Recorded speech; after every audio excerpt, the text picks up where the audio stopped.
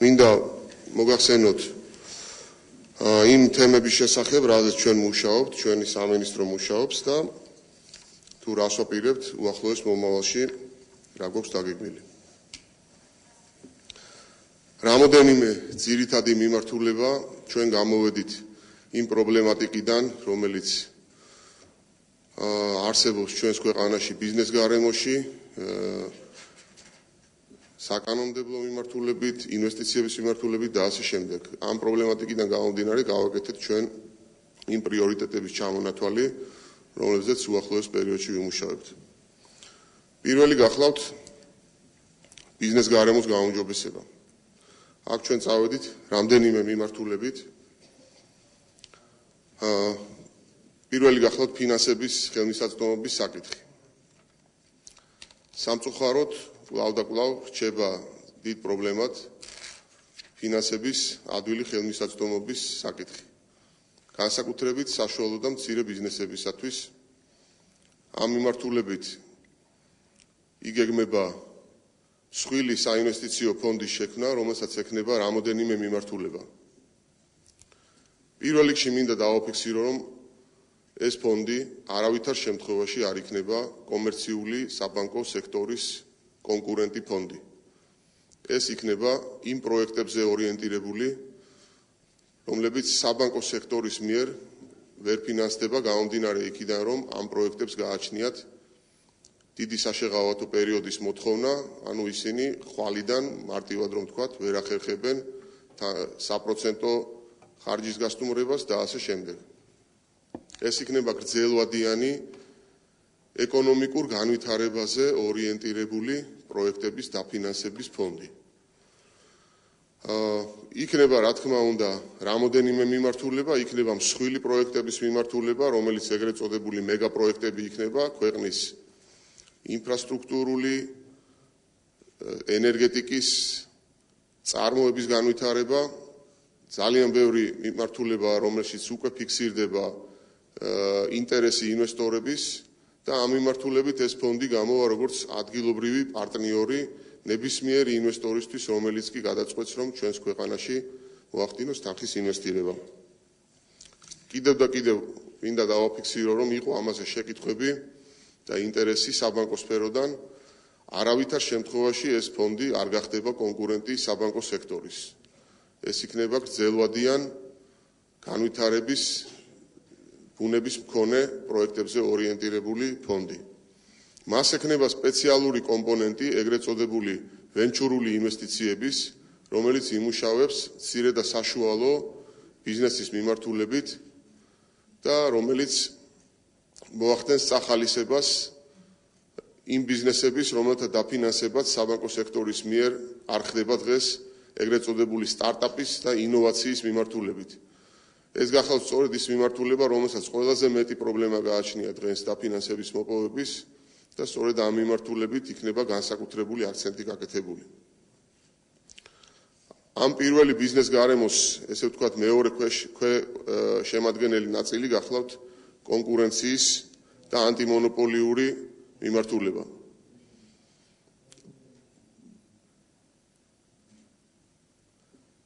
კონკურენციის მიმართულებით ხდება ახალი კანონპროექტის დაწერა.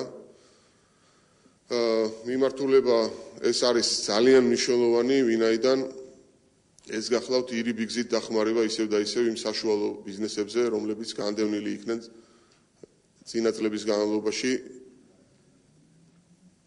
დიდი ბოდიში ძალიან გთხოვთ, რა თუ შეიძლება იქნებ ხმაური არ იყოს, რომელიც განდევნილი იქნა სხვადასხვა ბიზნესებიდან. შექმნილი არის კომპლექსური ჯგუფი, სადაც შედიან ჩვენი სამინისტროს სხვა უწყებების წარმომადგენლები, საპარლამენტო ფრაქციების წარმომადგენლები, ასევე არასამთავრობო სექტორი და ბიზნესის წარმომადგენლები და ხდება დამუშავება იმ პრინციპების, თუ რა პრინციპებს დაეფუძნება ანტიმონოპოლიური კანონმდებლობა. დაგეგმილი არის კონკურენციის სააგენტოს შექმნა, რომელიც პირველ პერიოდში იმუშავებს არსებული მონოპოლიების, ასე ვთქვათ, დაშლაზე და ამ მონოპოლიების სფეროებში ბაზრის გახსნაზე. აქ მინდა დავაფიქსირო, რომ ეს არ იქნება არსებული ბიზნესების წინააღმდეგ მიმართული ინსტიტუტი, ეს იქნება მხოლოდ და მხოლოდ ბაზრის გახსნაზე ორიენტირებული ინსტიტუტი. შემდგომ პერიოდებში იქნება პრევენციაზე მუშაობა, რომ არ მოხდეს ახალი კარტელური შეთანხმებების შექმნა. ამ მიმართულებას განსაკუთრებული პრიორიტეტი ენიჭება ჩვენი სამინისტროს მხრიდან. ამისთვის სანამ ეს სააგენტო შეიქმნება, ჩვენ სამინისტროს შეიქმნა ცხელი ხაზი, სადაც ბოლო დღეების განმავლობაში დიდი აქტივობა ფიქსირდება, რეკავენ კომპანიები, რომლებსაც დღეს კიდევ სამწუხაროდ უნდა ვაღიაროთ, რომ აქვთ პრობლემები სხვადასხვა სფეროში ბიზნესის წარმოების.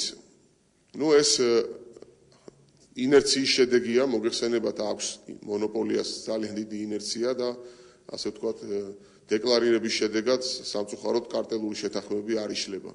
აქედან გამომდინარე, ჩვენ დღესვე პირადად ვარ მე ჩართული აი ამ კომპანიების დახმარებაში. მათ აქვთ ჩემი საკონტაქტო ტელეფონი ძალიან ბევრ მათგანს, რომელიც მე დამიკავშირდა და სამწუხაროდ სისტემურად სანამ არ შეიქმნება ამ კარტელური შეთანხმების წინააღმდეგ მებრძოლი ორგანიზაცია, ჩვენ სამინისტროს უწევს ძალიან აქტიური ყოველდღიური მუშაობა ამ თემაზე. ასევე ძალიან პრობლემატური გახლდათ ბოლო წლების განმავლობაში ძალიან ხშირი საკანონმდებლო ცვლილებები და ამ ცვლილებების განხორციელება ბიზნესთან შეუთანხმებლად. რა თქმა უნდა, წარმოუდგენელია ის, რომ სახელმწიფოს და ბიზნესს ჰქონდეს სრული თანხვედრა ინტერესების, ბიზნესი არის მოგებაზე ორიენტირებული სფერო, სახელმწიფოს თავისი ინტერესები გააჩნია, სოციალური სფეროს დაფინანსება და ასე შემდეგ, თუმცა ჩვენ გვინდა დავდოთ პირობა, რომ არც ერთი საკანონმდებლო ინიციატივა არ იქნება განხორციელებული ბიზნესთან კონსულტაციის გარეშე. ამისთვის ჩვენ უკვე გვქონდა ძალიან ინტენსიური შეხვედრები სხვადასხვა ასოციაციებთან, მცირე, ასევე მსხვილი ბიზნესის წარმომადგენლებთან და გვინდა საქვეყნოდ განვაცხადოთ, რომ ფიქრობთ საკანონმდებლო ცვლილებებზე, რომ დავაკანონოთ ჩვენ ამ ტიპის კონსულტაციები. ტექნიკური საკითხებია საკმაოდ რთულად გადასაწყვეტი, თუმცა ჩვენ ვფიქრობთ, რომ ამას მოევლება და ჩვენ ამას მოვახერხებთ და ვფიქრობთ, რომ სავალდებულო გავხადოთ გარკვეული ვადები, რომელიც უნდა მიეცეს ნებისმიერ საკანონმდებლო ინიციატივას იმისათვის, რომ მის ამოქმედებამდე ბიზნესმა მოახდინოს ასე ვთქვათ, ბაზარზე საკუთარი გადაწყობა, რეპოზიციონირება.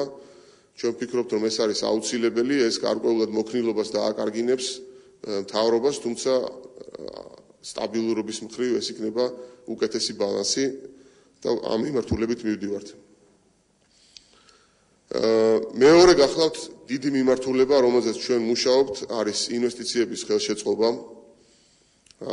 აქ პირველ რიგში გვინდა ვთქვათ, რომ ყველაზე კარგი ინვესტორის მომყვანი არის ის ინვესტორი, რომელიც უკვე არის დღეს საქართველოში და მუშაობთ არსებულ ინვესტორებთან, ეგრეთ წოდებული არსებული ინვესტიციების დღევანდელი პრობლემების გადაჭრაზე.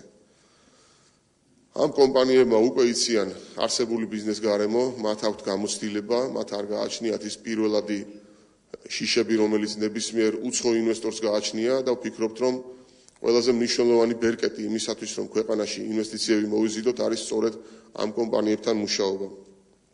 მათ გააჩნიათ გაფართოების გეგმები, ამისთვის მათ უნდათ კონკრეტული პრობლემების გადაწყვეტა, როგორიც არის მაგალითად ახალი ქონების შეძენა, პრივატიზაციის შედეგად მიწის ნაკვეთის შეძენა, შეიძლება იყოს ინიციატორი ესეთი კომპანია ახალი საკანონმდებლო ინიციატივის და ასე შემდეგ.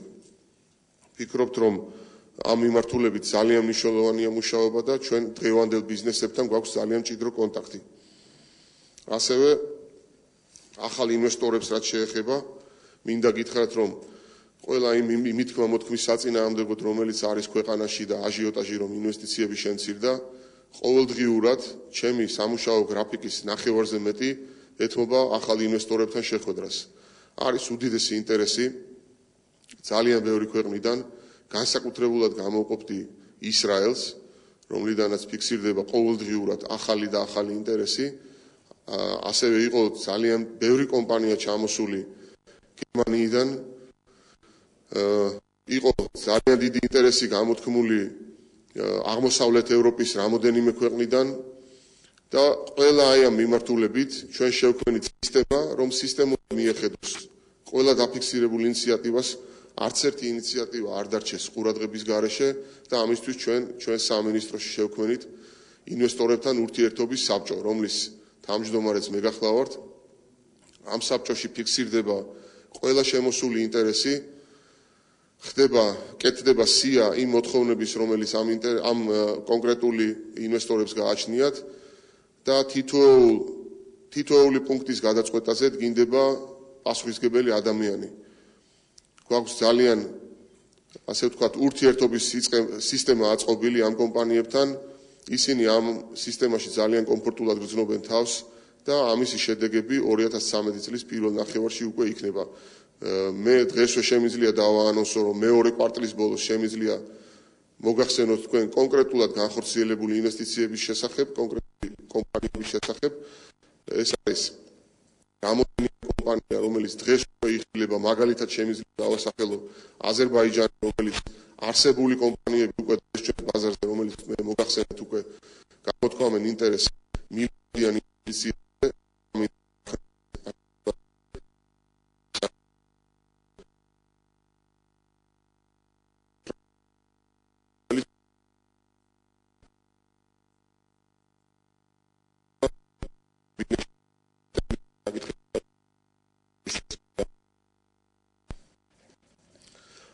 ორმხრივი საინვესტიციო შეთანხმებები. ესე იგი 32 ქვეყანა გახლავთ, აქ მინდა რომ განსაკუთრებულად გავამახვილოთ თქვენი ყურადღება. 32 ქვეყანასთან შეჩერებულია ორმხრივი ინვესტიციების დაცვის შესახებ ხელშეკრულების გაფორმება. იმ სავალალო მდგომარეობის გამო, რომელიც ჰქონდა მესაკუთრის უფლების დარღვევის მიმართულებით, საკუთრების უფლების დარღვევის მიმართულებით, წინა ხელისუფლებამ შეაჩერა 32 ქვეყანასთან ორმხრივი ინვესტიციების დაცვის ხელშეკრულების გაფორმება. ეს ქვეყნები ელოდებიან დღეს აი ამ მოლაპარაკებების განახლებას. ჩვენ იუსტიციის სამინისტროსთან ერთად გადავწყვიტეთ, რომ 32-ვე ქვეყანასთან დავიწყოთ ხვალიდანვე მოლაპარაკებები იმისთვის, რომ გაფორმდეს ინვესტიციების დაცვის შეთანხმებები. ამას აქვს უდიდესი მნიშვნელობა, იმიტომ რომ არც ერთი სერიოზული კომპანია არ იხილავს საქართველოს ინვესტიციას, თუ არ არსებობს ინვესტიციების დაცვის თაობაზე შეთანხმება ქვეყანასთან. ეს არის ძალიან მნიშვნელოვანი მესიჯი ძალიან ბევრი კომპანიისთვის, რომელიც ზუსტადაც აი ამ შეთანხმებას ელოდება და ჩვენ ძალიან ინტენსიური მუშაობა გვექნება იმისათვის, რომ მივახციოთ და ამ შეთანხმებებზე ხელი მოეწეროს უახლოეს მომავალში. მესამე ძალიან მნიშვნელოვანი მიმართულება გახლავთ პრივატიზაციის საკითხი. ამ მიმართულებით ძალიან ბევრი პრობლემა დაფიქსირდა. პირველ რიგში ეს პროცესი არ არის მოწესრიგებული და ძალიან დიდი ინტერესი, რომელიც ფიქსირდება სასოფლო-სამეურნეო მიწების მიმართულებით, აბსოლუტურად ესე იგი უსისტემოდ ხდებოდა სასოფლო-სამეურნეო მიწების პრივატიზება. ესე ვთქვათ, შერეული ჯგუფი, უწყებათა შორისი ჯგუფი მუშაობს იმისათვის, რომ მიწის პრივატიზების საკითხი უახლოეს პერიოდში მოწესრიგდეს. ძალიან ბევრი შეკითხვა ისმება ამის შესახებ და მინდა რომ განვაცხადო, რომ თებერვლამდე ჩვენ ალბათ მოვახერხებთ, რომ მოვაწესრიგოთ მიწების პრივატიზაციის საკითხი, ესე ვთქვათ, ჩამოვაყალიბოთ ის პრინციპები, რომელსაც დაეფუძნება სასოფლო-სამეურნეო განსაკუთრებით მიწის პრივატიზაცია და თებერვლიდან განვაახლებთ ამ პრივატიზაციის პროცესს. ზოგადად მინდა ვთქვა, რომ პრივატიზაციის პროცესის განვითარება და გაუმჯობესება ამ მიმართულებით ძალიან მნიშვნელოვანია ის, რომ რეგიონული ქსელი განვითარდეს.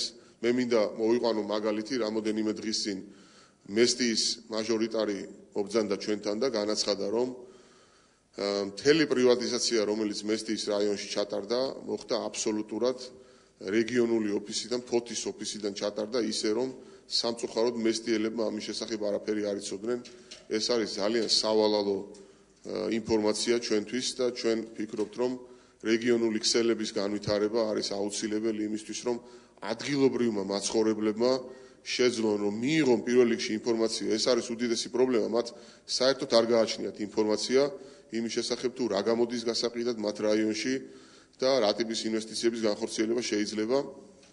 და მეორე კიდევ რომ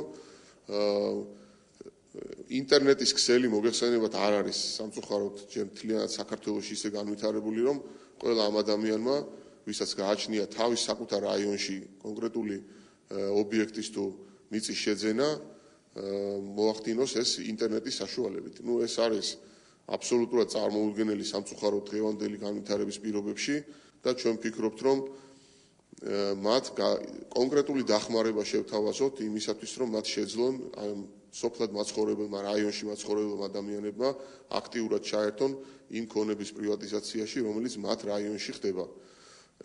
ის პრაქტიკა, რომ რეგიონული, ესე ვთქვათ, ცენტრებიდან ხდებოდა რაიონებში ქონების პრივატიზაცია, აღარ განმეორდება და აუცილებლად ჩვენ განვავითარებთ ამ ქსელს და რამოდენიმე საპრივატიზაციო, ასე ვთქვათ, განყოფილების გახსნა უახლოეს მომავალში იგეგმება რაიონებში. გამჭვირვალობაზე მოგახსენეთ და აბსოლუტურად ყველა ადამიანს, ვინც დაინტერესებულია, მიეწოდება ინფორმაცია და ის გაუმჭვირვალე, ესე ვთქვათ, პრივატიზაციები, რომელიც წარსულში განხორციელდება, ჩაბარდება. ჩვენ გვინდა ვთქვათ, რომ პირდაპირი მიყიდვის, ასე ვთქვათ, პრივატიზაციის პირდაპირი მიყიდვის წესით განხორციელებული ინვესტიციები აუცილებლად გახდება საჯარო. არ შეიძლება, რომ უმსხვილესი ობიექტები იყიდებოდეს და ამის შესახებ ინფორმაციას არავინ არ ფლობდეს. და არა მარტო გახდება საჯარო, არამედ შეიცვლება პრინციპები. იმ გამონაკლის შემთხვევებში, როცა საბაზრო ფასზე ნაკლებად ხდება კონკრეტული ობიექტის პრივატიზაცია, უნდა იყოს მთლიანი, ესე ვთქვათ, განვითარების გენერალური გეგმა წარმოდგენილი და ის ვალდებულებები, რომლებიც ჩადებული იყო და აბსოლუტურად არ შეესაბამებოდა არც მიწის ნაკვეთს, არც იმ პროექტს, რომელიც გადიოდა პრივატიზაციაზე, განხორციელდება ყველა კონკრეტული ვალდებულების მონიტორინგი. მინდა დავაფიქსირო, პრივატიზაციის შედეგების გადახედვაზე არ არის საუბარი. საუბარი არის იმ ვალდებულებებზე, იმ კონტრაქტების აღსრულებაზე, რომლებიც უკვე არსებობს. და მომავალში კიდევ დაიდება კონტრაქტები, რომლებიც აღსრულებასაც სპეციალური სისტემა მიხედავს და ეს სისტემა ჩვენ სამინისტროში ჩამოყალიბდა. საპრივატიზაციო ნუსხა. თქვენ თუ იკითხავთ, რომ ამდენ საუბრობთ ამ პრივატიზაციაზე, რა არის ის ობიექტები, რომელსაც სახელმწიფო ყიდის. ასეთი ნუსხა სამწუხაროდ დღემდე არ არსებობს და ჩვენ დღეს ვახდენთ ზუსტად ამ ნუსხის დეტალიზაციას და ეს ნუსხა თუ რას ყიდის ბოლოს და ბოლოს სახელმწიფო გახდება საჯარო.